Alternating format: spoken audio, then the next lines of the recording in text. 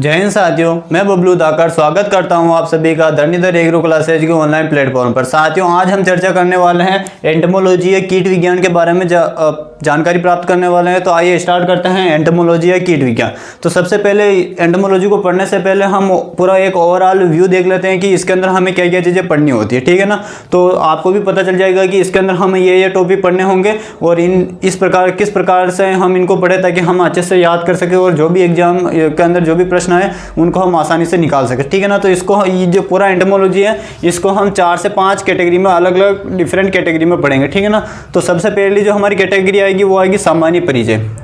कौन सी कैटेगरी आएगी? सामान्य परिचय। सामान्य परिचय के अंदर हमारे वो सभी चीज़ें आ जाएंगी जो हर एक इंसेक्ट से रिलेटेड होती है, यानी कि जो हम नॉर्मल इन्फॉर्मेशन देखेंगे कीटों के बारे में उसके अंदर जितने भी इंसेक्ट होते हैं, चाहे वो हमारे सिलेबस के अकॉर्डिंग दे रखे इंसेक्ट हो, चाहे हमारे आउट ऑफ सिलेबस जितने भी इंसेक्ट होते हैं उनका जो कॉमन जो कैरेक्टर होते हैं वो हमारे सबके सब किस में आ जाएंगे? सामान्य परिचय के अंदर आ जाएंगे, है ना। उसके बाद हम देखेंगे इनका वर्गीकरण देखेंगे, इनका जो भी हम पढ़ेंगे कीट उनका क्या देखेंगे? वर्गीकरण देखेंगे। कीटों का वर्गीकरण देखेंगे। कीटों का वर्गीकरण देखने के बाद में हम देखेंगे इसमें विभिन्न कीटों के बारे में सेपरेट चर्चा करेंगे। विभिन्न कीटों के बारे में अलग अलग चर्चा करेंगे, जिसके अंदर हमारे लाभदायक कीट अलग आ जाएंगे। एक तो आएंगे हमारे लाभदायक कीट। कौन सा कीट आएंगे? लाभदायक कीट आएंगे। और एक आएंगे हमारे हानिकारक कीट, ठीक ना। एक तो आएंगे हमारे लाभदायक कीट और एक आएंगे हमारे हानिकारक कीट। लाभदायक कीट में जैसे रेशम कीट आ गया, हमारे लाख का कीट आ गया, मधुमक्खी आ गई। और हानिकारक के अंदर जितने भी हमारे फसलों में लगने वाले जितने भी कीट हो गए, जैसे कातरा आ गए, ये सभी आ जाएंगे, ठीक है ना। और इनके अंदर भी फिर अलग अलग डिवाइडेशन करेंगे, जिसमें पॉलीफेगस अलग आ जाएंगे, मोनोफेगस अलग आ जाएंगे, ओलिगोफेगस अलग आ जाएंगे। तो वो सभी कीट अलग अलग आ जाएंगे, ठीक है ना। तो ये कीटों के बारे में पढ़ेंगे। उसके बाद में जैसे हम कीटों के बारे में पढ़ लेंगे तो इनका फिर हम देखेंगे कंट्रोल मेजर, यानी कि इनको हम किस प्रकार से रोक सकते हैं। तो उसके अंदर आएगा एक टॉपिक आएगा IPM, ठीक है ना। इसको बोलते हैं इंटीग्रेटेड पेस्ट मैनेजमेंट यानी समन्वित नासिक कीट प्रबंधन, इसका पूरा नाम होता है। इसके बारे में हम विस्तार से जानकारी प्राप्त करेंगे कि किस प्रकार से हम IPM का उपयोग करते हुए कीटों को रोक सकते हैं। तो ये भी एक अलग पूरा टॉपिक आ जाता है, उसके बारे में देखेंगे। उसके बाद हम देखेंगे इसका इंसेक्ट इकोलॉजी के बारे में देखेंगे, यानी कि इंसेक्ट इकोलॉजी क्या होती है। तो जब किसी भी इकोलॉजी का अर्थ क्या होता है, तो जब जैविक और अजैविक घटकों का अध्ययन किया जाता है तो उसे हम इकोलॉजी के नाम से जानते हैं। अब इकोलॉजी के अंदर जो जैविक घटक हो जाएंगे वो कौन से हो जाएंगे? हमारे कीट हो जाएंगे। और अजैविक घटक कौन से हो जाएंगे? यानी तापमान हो गया, प्रकाश हो गया, मृदा हो गई, वायु हो गया, हमारे जल हो गया। इन सभी का कीटों के ऊपर क्या प्रभाव पड़ रहा है और कीटों का वातावरण, यानी कि इन सभी घटकों के ऊपर क्या प्रभाव पड़ रहा है, इन दोनों को सम्मिलित रूप से हम किस नाम से जानते हैं? इकोलॉजी के नाम से जानते हैं, ठीक है ना। तो इन सभी के बारे में पढ़ेंगे। तो ये 5 टॉपिक हो जाएंगे हमारे, या फिर हम कह सकते हैं कि एंटोमोलॉजी हमारे 5 यूनिट के अंदर कंप्लीट होगी, ठीक है ना। तो उसके अंदर पहली यूनिट आएगी हमारे सामान्य परिचय, उसके बाद में आएगा वर्गीकरण, उसके बाद में आएगा हमारे विभिन्न कीट, उसके बाद में आएगा IPM, उसके बाद आ जाएगा हमारे इंसेक्ट इकोलॉजी आ जाएगा, ठीक है ना। तो ये 5 यूनिट के बारे में हमको विस्तार से पढ़ना है। इसमें हो सकता है कोई छोटा टॉपिक छूट जाए तो वो हम इनके बीच में जब इनको पढ़ते हुए चलेंगे तब वो इनके अंदर आ जाएगा। तो आप टेंशन मत लेना, आपको मैं पूरा एंटोमोलॉजी डिटेल से यूट्यूब पे मेरा जो चैनल है धरणीधर एग्रो क्लासेज, उस पर मैं आपको प्रोवाइड करवा दूंगा। आप समय निकाल कर ये क्लास जैसे जैसे अपलोड होती जाएगी वैसे वैसे आप इनको डेली देखते हुए चलिएगा, तो आपको भी समझने में आसानी रहेगी और आपका भी वर्कलोड ज़्यादा नहीं होगा। क्योंकि अगर हम चीज़ों को एक कई देखने लगते हैं तो कई सारी चीज़ें होती हैं जो हमें समझ में नहीं आती, और हमारे जब एग्जाम के नज़दीक इन चीज़ों को देखते हैं तो हमें काफ़ी ज़्यादा दिक्कतों का सामना करना पड़ता है। तो आइए स्टार्ट करते हैं सामान्य परिचय की। एंटोमोलॉजी के अंदर देखते हैं अब हम सामान्य परिचय के बारे में। तो सामान्य परिचय की बात करें तो सबसे पहले हमें एंटोमोलॉजी का अर्थ के बारे में पता होना चाहिए कि एंटोमोलॉजी का अर्थ क्या होता है, किस विज्ञानी के द्वारा एंटोमोलॉजी शब्द दिया गया था, या फिर इसके पितामह कौन होते हैं। ये जो 4-5 बातें पता होनी चाहिए हमें एंटोमोलॉजी के बारे में, ठीक है ना। तो बात करें एंटोमोलॉजी सबसे पहले हम देखते हैं किस भाषा का शब्द है। तो किस भाषा का शब्द है? ये ग्रीक भाषा का शब्द है। किस भाषा का शब्द है? ग्रीक भाषा का शब्द है। और ये ग्रीक भाषा के 2 शब्दों से मिलकर बना है, ठीक है ना। ग्रीक भाषा के 2 शब्दों से मिलकर बना है, जिसमें से एक शब्द तो हो जाएगा एंटोमो और दूसरा शब्द हो जाएगा लोगस। दूसरा शब्द क्या है? लोगस। पहला शब्द है एंटोमो और दूसरा शब्द हो जाएगा लोगस, जिसमें एंटोमो का अर्थ क्या होता है यहाँ पर? इंसेक्ट और लोगस का अर्थ हो जाएगा इसमें स्टडी। क्या हो जाएगा? स्टडी। यानी कि हम कह सकते हैं विज्ञान की वह शाखा जिसके अंतर्गत किसका अध्ययन किया जाता है? कीटों का अध्ययन किया जाता है, उसे हम एंटोमोलॉजी के नाम से जानते हैं। तो इसमें क्या हो जाएगा? कीटों का अध्ययन, ठीक है ना। कीटों का, शॉर्ट की बात करें तो कीटों का अध्ययन। तो विज्ञान की वह शाखा जिसके अंतर्गत किनका अध्ययन किया जाता है, कीटों का अध्ययन किया जाता है, उसे हम क्या कहते हैं, एंटोमोलॉजी या कीट विज्ञान के नाम से हम जानते हैं। जो एंटोमोलॉजी होता है इसको हिंदी में हम कीट विज्ञान भी कहा जाता है, ठीक है ना, ये होता है। अब हम इसके अंदर देखते हैं कि फादर ऑफ एंटोमोलॉजी यानी कि जो कीट विज्ञान है इसके जनक इनको माना जाता है। तो ये जो 2-3 बातें हैं इधर देख लेते हैं हम। तो कीट विज्ञान के जनक, कीट विज्ञान के जनक की बात करें तो ये भी आप साथ साथ में पॉइंट नोट करते चलना, सीधे सीधे इनसे प्रश्न पूछ लिए जाते हैं। तो कीट विज्ञान के जनक कौन हो जाएंगे, तो वो हो जाएंगे विलियम किर्बी। कौन हो जाएंगे, विलियम किर्बी को क्या कहा जाता है, कीट विज्ञान का जनक माना जाता है। विलियम किर्बी को कीट विज्ञान का जनक माना जाता है। नेक्स्ट बात करें हम कीट कार्यकी के जनक कौन है, कीट कार्यकी के जनक कौन है, ठीक है ना। कीट कार्यकी के जनक या इंग्लिश वाले कोई हो तो वो लिखना, वो इसके अंदर लिखना father of insect physiology, insect physiology, ठीक है ना। इंग्लिश में वाला हो तो लिखना फादर ऑफ इंसेक्ट फिजियोलॉजी, यानी कि इसमें हम सब देखते हैं फिजियोलॉजी का अर्थ क्या होता है। तो फिजियोलॉजी का अर्थ होता है कि हमारे शरीर में या कीटों के शरीर में जितने भी मेटाबॉलिक या उपापचय जितनी भी क्रियाएं होती है उन क्रियाओं को हम फिजियोलॉजी के नाम से जानते हैं। या उसको अगर कीटों के अंदर हो रही है तो उसको हम इंसेक्ट फिजियोलॉजी कहते हैं। अगर प्लांट के अंदर होती है तो उसको प्लांट फिजियोलॉजी कहते हैं। अगर मानव के अंदर होती है तो उसको हम एनिमल फिजियोलॉजी के नाम से जानते हैं। यानी कि जितनी भी शरीर के अंदर जितनी भी क्रियाएं होती हैं उन सभी क्रियाओं को हम फिजियोलॉजी के नाम से उसको हम जानते हैं, ठीक है ना। तो ये हो जाएगा कीट कार्यकी के जनक कौन हो जाएंगे, तो कीट कार्यकी के जो जनक हो जाएंगे वो हो जाएंगे वीबी, ये वैज्ञानिक का नाम इंपॉर्टेंट है, वीबी विगेलस वर्थ हो जाएगा। क्या नाम हो जाएगा, वीबी विगेलस वर्थ। क्या हो जाएगा, वीबी विगेलस वर्थ इनका नाम हो जाएगा। नाम इंपॉर्टेंट है, ये नाम आपको याद होना चाहिए, ठीक है ना। क्या नाम है, वीबी विगेलस वर्थ। इनको क्या कहा जाता है, तो फादर ऑफ इंसेक्ट फिजियोलॉजी के नाम से इनको जानते हैं, ठीक है ना। उसके बाद में इनके बारे में थोड़ी एक बात और हमें पता होनी चाहिए, जो वीबी विगेलस वर्थ है इनके द्वारा एक किताब लिखी गई थी, एक पुस्तक लिखी गई थी, उस पुस्तक का नाम हमें याद होना चाहिए। तो वीबी विगेलस के द्वारा जो बुक लिखी गई थी उस बुक का नाम है प्रिंसिपल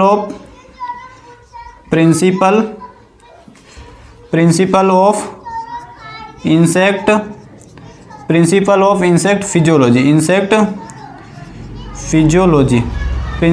इंसेक्ट फिजियोलॉजी नाम की जो पुस्तक है वो पुस्तक किसके द्वारा लिखी गई थी, तो वो लिखी गई थी वीबी विगेलस वर्थ के द्वारा लिखी गई थी। ये हमें 3 बातें पता होनी चाहिए, ठीक है ना। तो ये बुक का नाम आपको ऑटोमेटिक याद रह जाएगा क्योंकि इसमें भी इंसेक्ट फिजियोलॉजी आ रहा है। और ये जो वैज्ञानिक है इनके द्वारा जो किनका जनक माना जाता है वो माना जाता है इंसेक्ट फिजियोलॉजी का जनक माना जाता है। तो ये दोनों टर्म आप पीछे देख लेना और प्रिंसिपल ऑफ शब्द आपको आगे लगाना, ठीक है ना। तो ये इसी के साथ में हमारे 3 चीज़ें कंप्लीट होती हैं।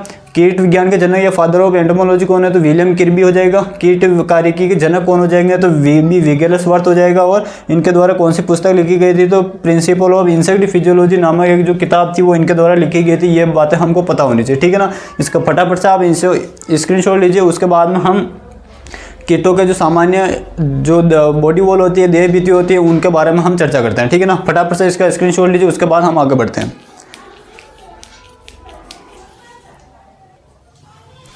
जो हम ये बॉडी वॉल के बारे में पढ़ने वाले हैं, ये बॉडी वॉल सभी कीटों के लिए सामान्य होगी। यानी कि अगर कोई सा भी कीट के बारे में आपको पर्टिकुलर नाम देकर पूछ लिया जाए कि इस कीट के बारे में इसकी जो देह भित्ति होती है उसके बारे में लिखिए, तो सभी के बारे में सेम होगी। वो जो अभी हम पढ़ने वाले हैं देह भित्ति, वो सभी कीटों में कॉमन होगी, ठीक है ना। तो एंटोमोलॉजी के अंदर जो हमारा जो सामान्य परिचय के अंदर जो अगला जो टॉपिक होगा वो होगी कौन सी, कीटों की बॉडी वॉल।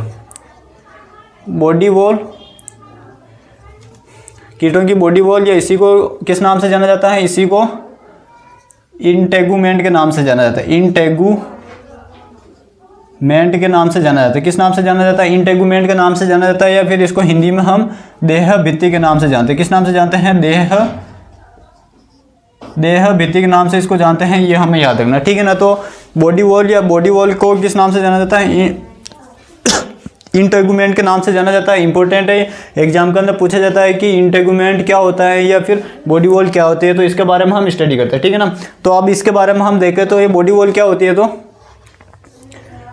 कीट के शरीर का बाह्य आवरण, कीट के शरीर का बाह्य आवरण, कीट के शरीर का बाह्य आवरण क्या कहलाता है, कीट के शरीर का बाह्य आवरण क्या कहलाता है, हमारे देह भित्ति या बॉडी वॉल या फिर इंटेगुमेंट कहलाता है। कीट के शरीर का बाह्य आवरण क्या कहलाता है, इंटेगुमेंट कहलाता है। और ये इसका जो मुख्य कार्य होता है, इंटेगुमेंट का जो मुख्य कार्य होता है, इसका जो मुख्य कार्य होता है वो क्या होता है, तो इसका मुख्य कार्य होता है रक्षा करना, रक्षा करना इसका प्रमुख कार्य होता है, ठीक है ना। रक्षा करना इसका प्रमुख कार्य होता है। किसकी रक्षा करना, तो जो बॉडी के अंदर जितने भी ऑर्गन पाए जाते हैं उनकी सभी की रक्षा करना इसका मुख्य कार्य होता है इंटेगुमेंट या बॉडी वॉल का, ये हमें याद रखना है। अब इसके बाद में थोड़ा और हम आगे बढ़ते हैं। बॉडी वॉल जो होती है इसके अंदर 3 तरह की परत पाई जाती है। बॉडी वॉल के अंदर 3 तरह की परत उपस्थित होती है, ठीक है ना। कितने तरह की परत पाई जाती है बॉडी वॉल के अंदर, 3 तरह की परत पाई जाती है। कौन कौन सी, एक तो पाई जाती है क्यूटिकल की परत, दूसरी पाई जाती है एपिडर्मिस या इसी को हाइपोडर्मिस लेयर या परत के नाम से जानते हैं, तीसरी हो जाएगी आधारीय झिल्ली। यानी कि जो हमारा बॉडी वॉल या इंटेगुमेंट होता है इसके अंदर 3 तरह की परत पाई जाती हैं, 3 तरह की परत उपस्थित होती है। पहला होता है इसके अंदर क्यूटिकल, पहली परत का नाम हो जाएगा क्यूटिकल की परत, ठीक है। नंबर सेकंड की बात करें, नंबर सेकंड हो जाएगा इसके अंदर एपिडर्मिस, नंबर सेकंड हो जाएगा एपिडर्मिस या इसी को बोलते हैं हाइपोडर्मिस, इसी को क्या बोलते हैं, हाइपोडर्मिस परत या हाइपोडर्मिस लेयर के नाम से जानते हैं। नंबर थर्ड हो जाएगा इसके अंदर आधारीय झिल्ली, ठीक है ना। क्या हो जाएगा, आधारीय, नंबर थर्ड हो जाएगा आधारीय झिल्ली, ये हमें याद रखना है, ठीक है ना। तो सबसे पहले ये नाम हमको पता होने चाहिए, उसके बाद में हम इनको सेपरेट चर्चा करेंगे, ठीक है ना। तो इसमें 3 तरह की परत पाई जाती है, किसके अंदर, बॉडी वॉल या देह भित्ति के अंदर। और ये जो क्यूटिकल जो होता है इसके बाद ये एक अलग परत होती है एपिडर्मिस और आधारीय झिल्ली, 3 तरह की परत पाई जाती है, जिसमें से सबसे पहले हम देखेंगे क्यूटिकल के बारे में हम चर्चा करेंगे, ठीक है ना। तो यहाँ तक आप इसका फटाफट से इसका अगर नोट्स बनाना चाहते हैं तो साथ में नोट्स बनाते चलना, और इसका अगर आप स्क्रीनशॉट लेना चाहते हैं तो फटाफट से इसका स्क्रीनशॉट लीजिए। उसके बाद में हम क्यूटिकल परत के बारे में हम चर्चा करते हैं, फटाफट से इसका स्क्रीनशॉट लीजिए। अब हम देखते हैं क्यूटिकल परत के बारे में हम चर्चा करते हैं, एक एक करके सेपरेट चर्चा करते हैं, तब जाकर हमारे किसी भी कीट के बारे में जो पहला जो पॉइंट होगा वो देह भित्ति वो जाकर कंप्लीट होगा, ठीक है ना। अब इसके अंदर हम देखते हैं क्यूटिकल की परत के बारे में हम चर्चा करते हैं। कौन सी परत हो जाएगी, तो इसके अंदर हो जाएगी हमारे क्यूटिकल परत या इसी को बोलते हैं क्यूटिकुला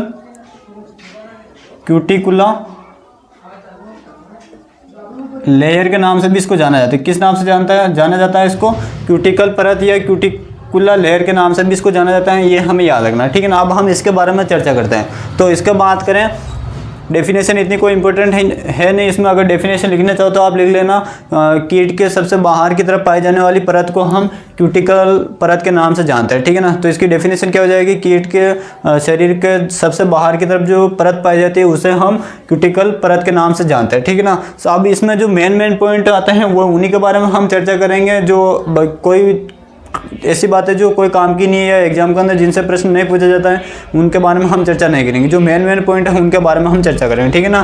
तो अब हम बात करें क्यूटिकल जो परत होती है इसका निर्माण कौन करता है, यानी कि क्यूटिकल परत का निर्माण किसके द्वारा होता है। तो जो क्यूटिकल परत जो होती है इसका जो निर्माण जो होता है वो होता है हमारे एपिडर्मिस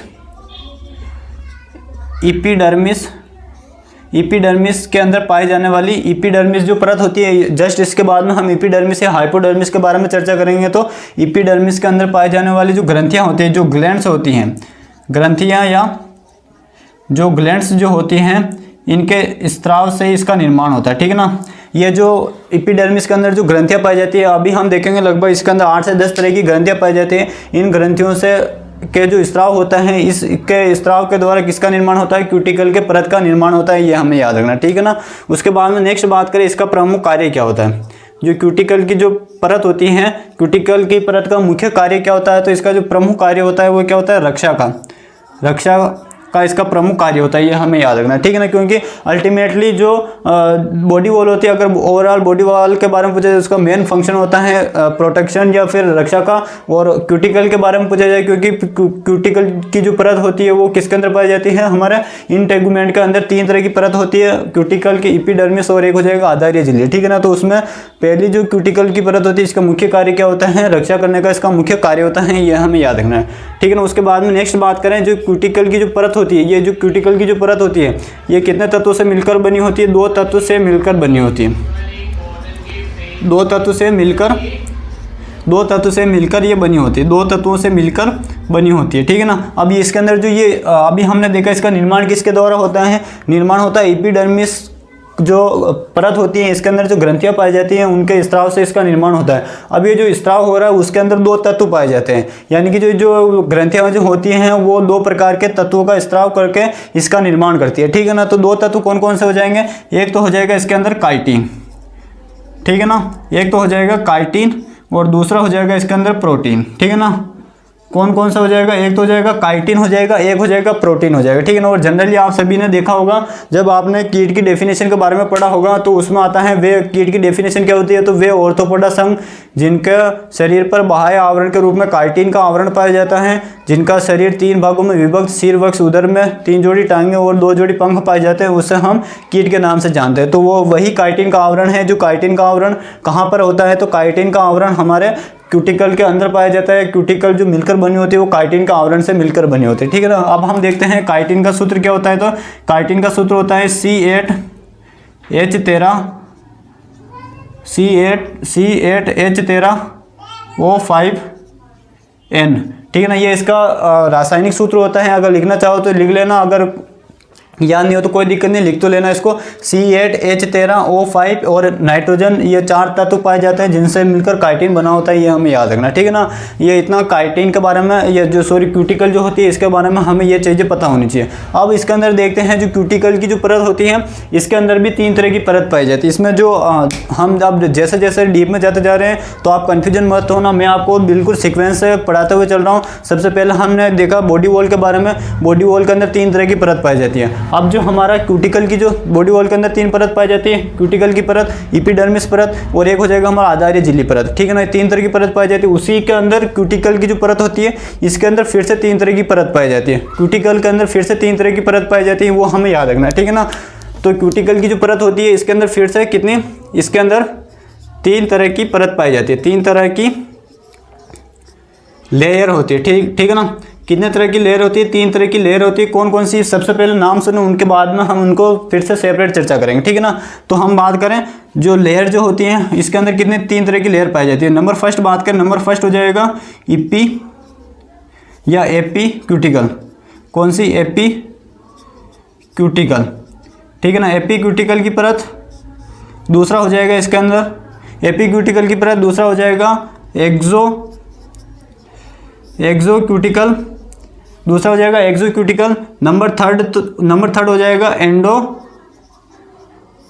क्यूटिकल, ठीक है ना। 3 तरह की परत पाई जाती है। कौन कौन सी, एपी क्यूटिकल, एक्सो क्यूटिकल और एंडो क्यूटिकल की परत पाई जाती है, ठीक है ना। ये नाम आपको याद रखना है, कौन कौन से, एपी, एक्सो और एंडो क्यूटिकल, ये नाम आपको पता होना चाहिए, ठीक है ना। तो अब हम इसके अंदर चर्चा करते हैं, एपी क्यूटिकल के बारे में हम चर्चा करते हैं, या फिर हम देख लेते हैं अब क्यूटिकल की परत के बारे में। 3 परतें होती है, ये हमने देखा, इनके थोड़ी देर बाद में हम चर्चा करेंगे। अब हम इसमें यहाँ पर देख लेते हैं क्यूटिकल के क्या क्या फंक्शन होते हैं, उसके बारे में हम चर्चा कर लेते हैं यहाँ पर, ठीक है ना।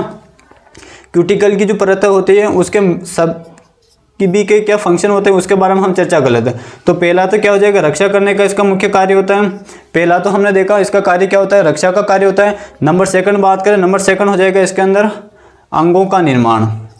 क्या हो जाएगा, अंगों का निर्माण, ठीक है ना, अंगों का निर्माण। अब इसके द्वारा कौन से अंग का निर्माण किया जाता है, तो इसके द्वारा किया जाता है टेंटोरियम। रियम एक अंग होता है, उस अंग का इसके द्वारा निर्माण किया जाता है। तो प्रश्न पूछा जा सकता है कि टेंटोरियम जो होता है, इसका निर्माण किसके द्वारा किया जाता है, तो क्यूटिकल के द्वारा इसका निर्माण होता है, ये हमें याद रखना, ठीक है ना। उसके बाद नंबर थर्ड बात करें, नंबर थर्ड हो जाएगा इसके अंदर शरीर से क्या होता है, पानी का स्त्राव को रोकना, शरीर से पानी स्त्राव को रोकना, पानी स्त्राव को क्या करता है, कम करता है। यानी कि ये जो क्यूटिकल की जो परत होती है ये मजबूत होती है, ठोस होती है, और ये इसका जो मुख्य कार्य होता है वो शरीर से पानी को बाहर निकलने से रोकना होता है। यानी कि जो जितना ज़्यादा कोई भी चीज़ कठोर होगी उससे क्या होगा, पानी का जो स्त्राव होगा वो शरीर से बहुत ही कम निकल पाता है। इसीलिए इसके 3 मुख्य कार्य होते हैं। पहला तो रक्षा करने का काम होता है, ये याद रखना, टेंटोरियम वाला। इसका जो अंगों के निर्माण में यानी कि टेंटोरियम का जो निर्माण होता है वो किसके द्वारा होता है, तो वो क्यूटिकल के द्वारा होता है। और नंबर 3 हो जाएगा, शरीर में पानी का स्त्राव को क्या करता है, कम करता है। यानी कि या फिर हम कह सकते हैं शरीर से पानी का स्त्राव जो होता है उसको बाहर निकलने से रोकता है या बाहर निकलने से कम करता है। ये हमें याद रखना, ठीक है ना। यानी कि हम कह सकते हैं कि ये एक तरह से शरीर के अंदर पानी को स्टोर करके रखने में ये मदद करता है। कौन, क्यूटिकल, ठीक है ना, ये हमें याद रखना है। अब हम सेपरेट चर्चा करते हैं कि एपीक्यूटिकल क्या होता है, एक्सोक्यूटिकल क्या होता है और एंडोक्यूटिकल क्या होता है, ठीक है ना। इसका फटाफट से आप स्क्रीनशॉट लीजिए, उसके बाद में हम आगे बढ़ते हैं। फटाफट से स्क्रीनशॉट लीजिए और सभी साथियों को इसमें ज़्यादा से ज़्यादा इसको शेयर कीजिएगा।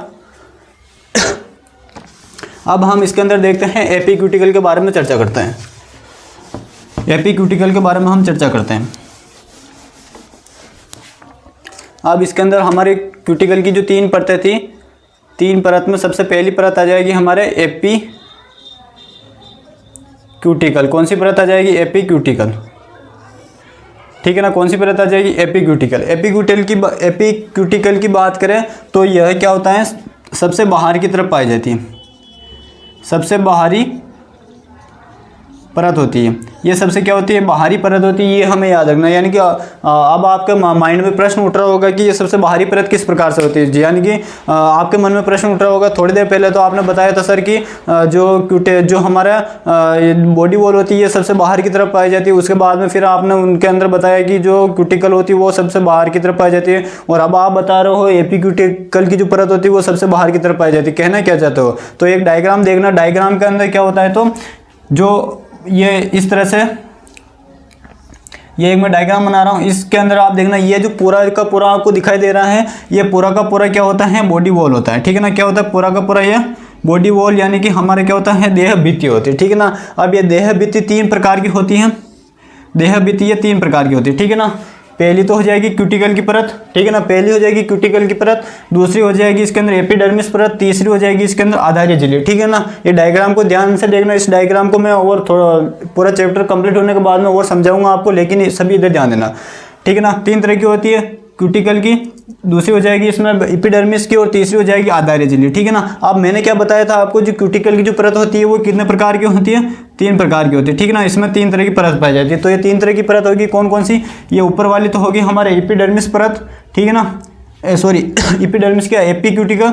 सेकंड होगी हमारे एक्सोक्यूटिकल, और नंबर 3 वाली होगी, ये होगी नंबर 1 होगी थी कौन सी हमारी, एपीक्यूटिकल। नंबर 2 ये हो गई थी हमारी एक्सोक्यूटिकल, और ये नंबर 3 हो जाएगी, ये हो जाएगी एंडोक्यूटिकल। तो अब आपको समझ में आ रहा होगा कि सबसे बाहर की तरफ कौन सी परत पाई जाती है। तो सबसे बाहर की तरफ बॉडी वॉल के अंदर जो सबसे बाहर की तरफ परत पाई जाती है वो कौन सी पाई जाती है, एपीक्यूटिकल की सबसे बाहर की तरफ परत पाई जाती है। इस डायग्राम से अब आपको समझ में आ गया होगा, ठीक है ना।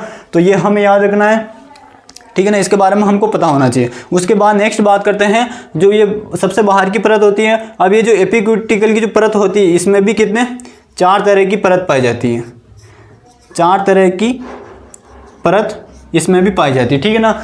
जो एपीक्यूटिकल की जो परत होती है, एपीक्यूटिकल की सबसे बाहरी परत होती है। अब ये जो बाहरी परत होती है, इस बाहरी परत में भी 4 तरह की अलग अलग परतें पाई जाती है, यानी कि इसमें भी 4 लेयर्स होती है, ठीक है ना। तो इसको मैं थोड़ा और बड़ा बना देता हूँ। ये मान लीजिए हमारे ये सबसे बाहर की परत होगी, ठीक है ना, ये सबसे बाहर की परत होगी। अब इस लेयर के भी 4 हिस्से होंगे, इस लेयर के भी क्या होंगे, 4 हिस्से होंगे। पहला हो जाएगा, सेकंड, थर्ड, फोर्थ, ठीक है ना, इसके 4 हिस्से हो जाएंगे। अब इसके अंदर जो 4 परतें पाई जाती हैं, कौन कौन सी, नाम सीधा सीधा पूछ जाता है। पहला हो जाएगा इसके अंदर सीमेंट की परत हो जाएगी, पहली जो परत होती है सीमेंट की होती है। दूसरी जो परत होती है वो होती है वैक्स, यानी कि मोम की परत पाई जाती है। तीसरी जो परत पाई जाती है इसके अंदर वो पाई जाती हैं इसमें पॉलीफिनाल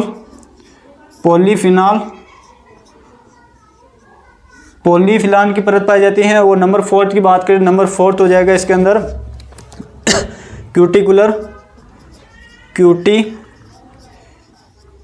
परत, ठीक है ना, क्यूटिकुलर परत। ये 4 प्रकार की इसके अंदर परतें पाई जाती है। तो चारों परतों का नाम आपको पता होना चाहिए, सीधा सीधा एग्जाम में प्रश्न पूछा जाता है। सीमेंट की परत, वैक्स की परत और पॉलीफिनोल और क्यूटिकुलर परत, ये किस में पाई जाती है? तो ये पाई जाती है हमारे एपीक्यूटिकल के अंदर, ये चारों परतें पाई जाती हैं, ये हमें याद रखना, ठीक है ना। तो लास्ट में हम एक डायग्राम देखेंगे जिसके अंदर ये सभी की सभी चीज़ें आपको वहाँ मिल जाएगी। तो ये सबसे बाहर की तरफ परत कौन सी होती है? एपीक्यूटिकल की होती है, ये हमें पता होना चाहिए, ठीक है ना। इसका फटाफट से आप स्क्रीनशॉट लीजिए, उसके बाद में हम आगे बढ़ते हैं। उसके बाद में हम नंबर सेकंड के बारे में ये चर्चा कर लेते हैं। नंबर सेकंड कौन सी हो जाएगी?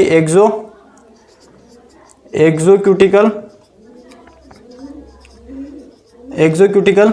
और नंबर थर्ड हो जाएगा यहाँ पर हमारे एंडोक्यूटिकल। कौन सा हो जाएगा? एंडोक्यूटिकल,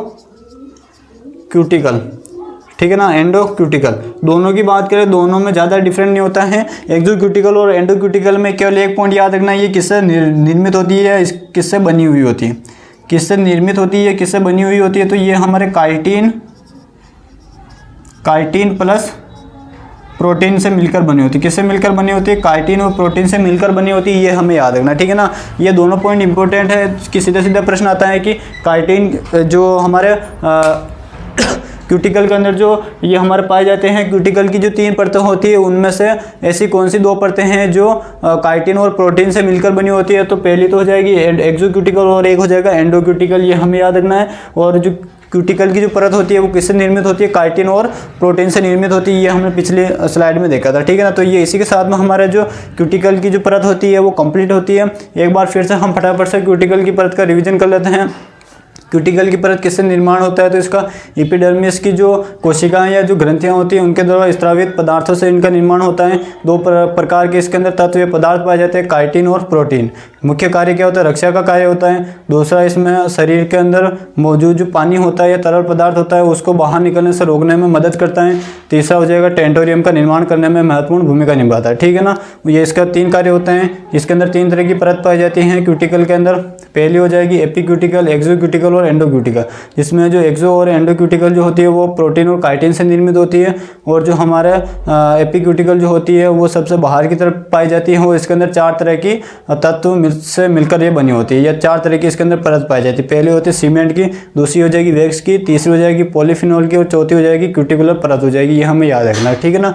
फटाफट से आप इसका स्क्रीनशॉट लीजिए, उसके बाद में हम आगे चर्चा करते हैं। अगली परत के बारे में हम पढ़ते हैं, एपिडर्मिस लेयर के बारे में पढ़ते हैं, ठीक है ना। एपिडर्मिस लेयर के बारे में हम चर्चा करते हैं।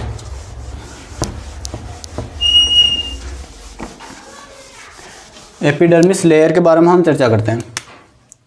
नंबर सेकंड हो जाएगा एपिडर्मिस, या इसी को क्या बोलते हैं? हाइपोडर्मिस परत, ठीक है ना। हाइपोडर्मिस परत की डेफिनेशन क्या हो जाएगी? तो वह परत जो क्यूटिकुला परत के नीचे की तरफ पाई जाती हैं उसे हम हाइपोडर्मिस या एपिडर्मिस परत के नाम से जानते हैं, ठीक है ना। इसकी डेफिनेशन इतनी कोई इंपॉर्टेंट है नहीं, इसमें मेन जो फैक्ट है वो हमें पता होना चाहिए। उसके बाद में नेक्स्ट बात करें, जो एपिडर्मिस जो होती है इसका मुख्य कार्य क्या होता है? कार्य इंपॉर्टेंट है। कार्य की बात करें तो पहला तो इसका कार्य हो जाएगा क्या? पहला कार्य हो जाएगा क्यूटिकल का निर्माण। पहला कार्य क्या हो जाएगा? क्यूटिकल का निर्माण का इसका महत्वपूर्ण कार्य होता है, क्योंकि हमने पहले देखा था इसका जो निर्माण होता है क्यूटिकल का, वो इसका निर्माण किसकी वजह से होता है? एपिडर्मिस के अंदर पाए जाने वाली जो हमारे कोशिकाएं या जो ग्रंथियां होती है उनके द्वारा इसका निर्माण होता है। तो पहला तो हो जाएगा क्यूटिकल का निर्माण करना। दूसरा हो जाएगा इसके अंदर अंगों का निर्माण, अंगों का निर्माण करना। अब इसके अंदर कौन से अंग पाए जाते हैं? तो वो पाया जाता है सूटी। क्या हो जाएगा? सूटी। सूटी एक अंग होता है, उसका निर्माण कौन करता है? तो वो हमारे एपिडर्मिस करता है। और इससे पहले हमने टेंटोरियम एक ऑर्गन देखा था, उसका निर्माण क्यूटिकल की परत के द्वारा किया जाता है, ये हमें पता होना चाहिए, ठीक है ना। उसके बाद में नेक्स्ट आता है हमारे थर्ड हो जाएगा, इसमें क्या होता है? तीसरा हो जाएगा ग्रंथियों का निर्माण। कौन सा हो जाएगा? ग्रंथियों का निर्माण भी इसका महत्वपूर्ण कार्य होता है। तो इसके 3 मुख्य कार्य होते हैं, क्यूटिकल का निर्माण करना, अंगों का निर्माण करना और एक हो जाएगा ग्रंथियों का निर्माण करना। अब इसके अंदर हम देखते हैं इसके अंदर कौन कौन सी ग्रंथियों का निर्माण इसके द्वारा किया जाता है। तो लगभग 10 से 11 ग्रंथियाँ होती हैं, उनमें से 5 से 6 जो इंपॉर्टेंट है उनके बारे में हम फटाफट से चर्चा कर लेते हैं, ठीक है ना। तो इनके ग्रंथियों के निर्माण की बात करें तो प्रमुख ग्रंथियों के बारे में हम देख लेते हैं। यहाँ पर प्रमुख ग्रंथियाँ, प्रमुख ग्रंथियों की बात करें तो पहली हो जाएगी इसके अंदर हमारे कौन सी ग्रंथि, लार ग्रंथि, लार ग्रंथि हो जाएगी। दूसरी हो जाएगी इसमें मोल्टिंग या फिर हम कह सकते हैं त्वचा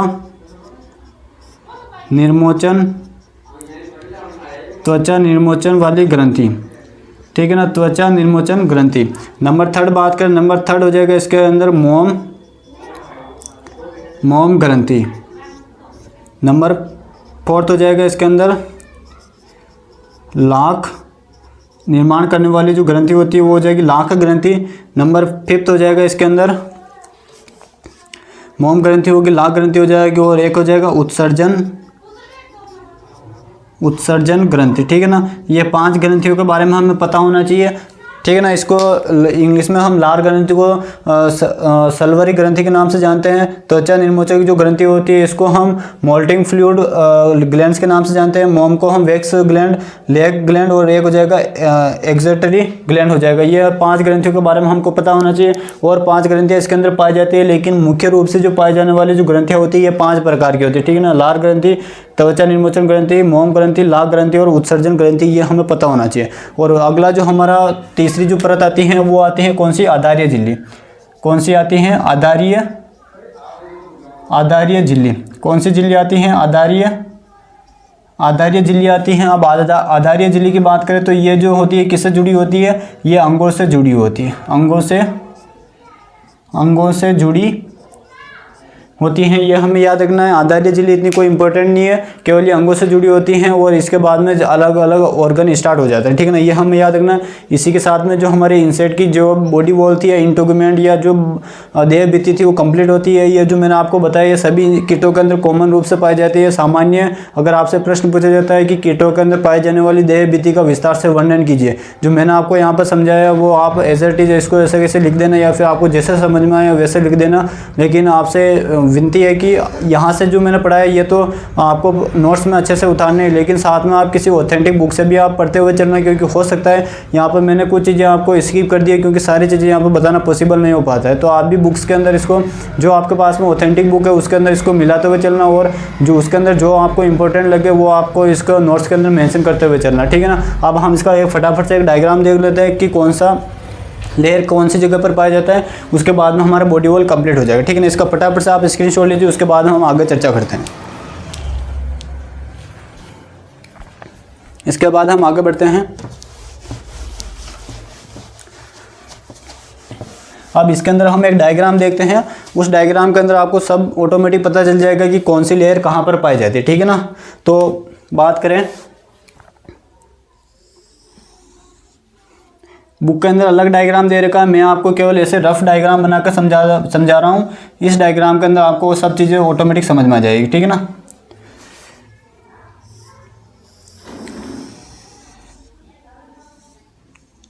ठीक है ना।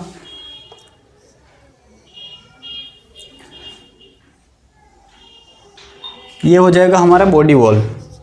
क्या हो जाएगा, बॉडी वॉल, या इसको हम कह सकते हैं देह भित्ति। क्या हो जाएगा, देह भित्ति, ठीक है ना। इसी को क्या नाम से जानते हैं हम, इंटेगुमेंट के नाम से जानते हैं। यहाँ पे लिख लेना आप, इंटेगुमेंट,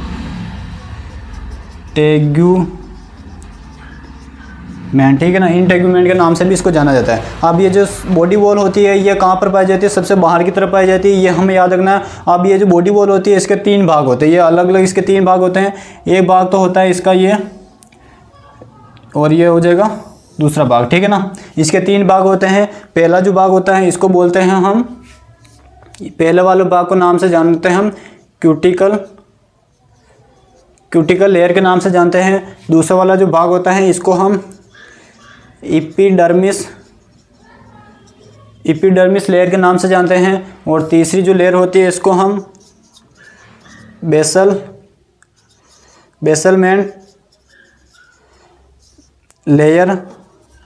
बेसलमेंट लेयर के नाम से जानते हैं, ठीक है ना। तो बॉडी वॉल 3 प्रकार की होती है, क्यूटिकल, एपिडर्मिस और बेसमेंट, ठीक है ना। अब ये जो हमारी क्यूटिकल की जो लेयर होती है ये कितने प्रकार की होती है, 3 प्रकार की होती है, ठीक है ना। जो क्यूटिकल की जो लेयर होती है 3 प्रकार की होती है, 1 2 3, ठीक है ना। जिसमें जो नंबर फर्स्ट वाली जो होती है ये हो जाएगी हमारे क्यूटी इपीक्यूटिकल की लेयर, नंबर सेकंड हो जाएगी हमारे एक्सो क्यूटिकल लेयर, नंबर थर्ड वाली हो जाएगी इंडो क्यूटिकल, ठीक है ना।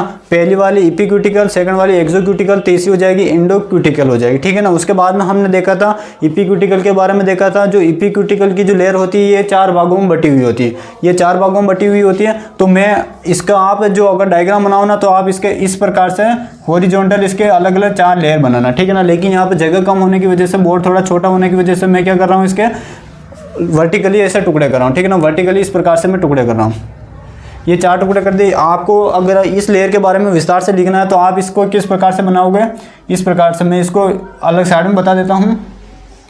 ये एक हमारी ये हो गई हमारी इपीक्यूटिकल, इसके अब आपको 4 हिस्से करने हैं, 1 2 3 ये 4 हिस्से हो गए, ठीक है ना। अब इसमें से जो नंबर फर्स्ट जो हो जाएगी इसको हम मिटा देते हैं, ये पूरी की पूरी हमारी कौन सी हो जाएगी, ये हो जाएगी इपीक्यूटिकल की लेयर हो जाएगी, ठीक है ना। इसमें जो नंबर फर्स्ट जो होती है ये किसकी बनी होती है, ये हो जाएगी सीमेंट की लेयर, ये हमारे वैक्स की लेयर हो जाएगी। नंबर थर्ड की बात करिए हो जाएगी हमारे पॉलीफिनाल की लेयर हो जाएगी। और नंबर फोर्थ हो जाएगी हमारे ये हो जाएगी क्यूटिकल लेयर, ठीक है ना, क्यूटिकुला परत हो जाएगी, ठीक है ना। तो ये इस प्रकार से पूरा का पूरा हमारे स्ट्रक्चर जो बनता है ये किसका बनता है, बॉडी वॉल का बनता है। उसके बाद में जो एपिडर्मिस आती है, ठीक है ना, ये जो किससे एक्सो और इंडो दोनों जो मिलकर बनी होती है, ये किससे मिलकर बनी होती है, काइटिन प्लस प्रोटीन से मिलकर बनी होती है, काइटिन और प्रोटीन से मिलकर बनी होती है। तो जो हमारे जो इपीक्यूटिकल की जो परत होती है, इस इपीक्यूटिकल की परत को एक नाम और दे सकते हैं हम, इसको नॉन काइटिन परत के नाम से भी इसको जाना जाता है, ठीक है ना। तो प्रश्न आ सकता है कि निम्न में से किस परत को नॉन काइटिन परत के नाम से जाना जाता है, तो वो हो जाएगा हमारे इपीक्यूटिकल को नॉन काइटिन परत के नाम से भी जाना जाता है, क्योंकि इसके अंदर काइटिन और प्रोटीन का आवरण नहीं पाया जाता है, प्रोटीन या फिर काइटिन से मिलकर नहीं बनी होती, ये हमें याद रखना है, ठीक है ना। तो काइटिन और प्रोटीन से 2 परतें मिलकर बनी होती है, एक्सो और इंडो जो क्यूटिकल की जो लेयर होती है वो मिलकर बनी होती है, ये हमें याद रखना है। और ये जो मैंने आपको इधर ये डायग्राम बना के बताया है, इसके अंदर आपको ये 4 चीज़ें लिखनी है। यह तो हो जाएगी सीमेंट की, ये हो जाएगी हमारे वैक्स की, और ये हो जाएगी हमारे पॉलीफिनाल की, और ये वाली परत हो जाएगी हमारे क्यूटिकल की परत हो जाएगी, ये हमें याद रखना, ठीक है ना। उसके बाद में जो एपिडर्मिस जो होती है, एपिडर्मिस के अंदर 10 अलग अलग ग्रंथियाँ पाई जाती हैं, 10 अलग अलग इस प्रकार से खांचे बना देना आप, 10 अलग अलग प्रकार की ग्रंथियाँ पाई जाती हैं, जिसमें से नंबर फर्स्ट पे हो जाएगी हमारे मोम ग्रंथियाँ हो जाएगी। इस प्रकार से मैंने जो 5-10 जो ग्रंथियाँ होती है वो आपको यहाँ पर लिखनी होगी, ठीक है ना। उसके बाद में आता है बेसमेंट आता है, और ये जो आपको दिखाई दे रहा है ये वाला हो जाएगा हमारे ऑर्गन हो जाएगा, या फिर हम कह सकते हैं यहाँ से फिर हमारे जो इंसेक्ट होता है, इंसेक्ट के अंदर जितने भी ऑर्गन पाए जाते हैं वो यहाँ से स्टार्ट हो जाते हैं, वो वहाँ से जुड़े होते हैं, ठीक है ना। तो ये बेसमेंट हो जाएगा, ये हमें याद रखना है, ठीक ना। ये पूरा का पूरा क्या हो जाएगा, बेसमेंट हो जाएगा, ये हमें पता होना चाहिए। इसी के साथ में हमारे जो वो बॉडी वॉल या देह भित्ति या इंटेगुमेंट जो होती है उसकी स्ट्रक्चर कंप्लीट होती है। ये स्ट्रक्चर आपको जो ये स्ट्रक्चर जो मैंने बताया ये समझने के लिए बताए हैं, बुक के अंदर जो स्ट्रक्चर दे रखी है वो आपको पूरी कोशिश करना अगर याद हो जाए तो। बाकी आप रफली ऐसे बना के आ जाओगे एग्जाम के अंदर, तो प्रश्न आता है तो उसके अंदर तो आपको एग्जामिनर नंबर दे देगा, क्योंकि हमें कोई भी चीज़ अगर समझाने का तरीका हमें पता है तो सामने वाला भी उसको समझने की पूरी कोशिश करता है, ठीक है ना। तो आज का सेशन हम यही कंप्लीट करते हैं, और नेक्स्ट सेशन में हम कीट का जो हेड होता है उसके बारे में हम डिटेल से उसके बारे में एनालिसिस करेंगे, और उससे पहले हम कीट क्या होता है उसके बारे में नॉर्मल जो कैरेक्टर होते हैं वो हम चर्चा करेंगे, ठीक है ना। आज का सेशन यही कंप्लीट करते हैं। तो अगर आज का सेशन आपको अच्छा लगा हो तो अपने साथियों के साथ में से ज़्यादा शेयर करें, और अभी तक चैनल को सब्सक्राइब नहीं किया तो चैनल को सब्सक्राइब करें। जय हिंद, जय भारत।